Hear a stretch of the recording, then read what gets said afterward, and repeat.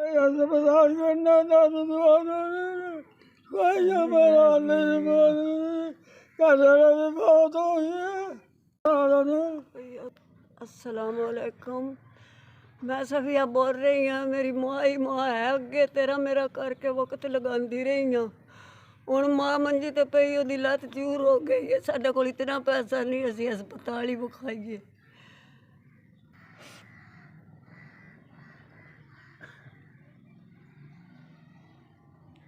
ਇੱਕ ਭਰਾ ਦਾ ਆਸਰਾ ਆ, ਉਹ ਵੀ ਬਹੁਤ ਹੋ ਗਿਆ।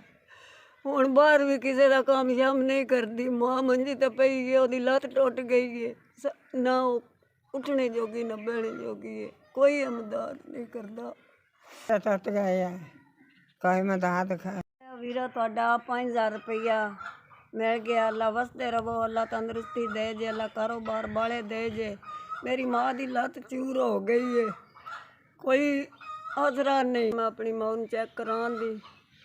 ਅੱਲਾ ਸੋਹਣਾ ਅੱਲਾ ਪਾਕ ਤੁਹਾਡਾ ਭਲਾ ਕਰੇ, ਅੱਲਾ ਤੰਦਰੁਸਤੀ ਦੇ ਜੇ, ਅੱਲਾ ਕਾਰੋਬਾਰ ਚਲਾਏ ਜੇ। ਇਹ 5000 ਰੁਪਈਆ ਦਿੱਤਾ ਤੁਹਾਡੇ ਤਰਫੋਂ। ਇਹ ਮੇਰੀ ਮਾਂ ਨੂੰ ਕੋਈ ਟੀਕਾ ਦਵਾਈ ਕਰਾਉਂਦੀ। और मेरे पता अल्लाह खुश रखे, अल्लाह पाक तेरे पता खुश करे।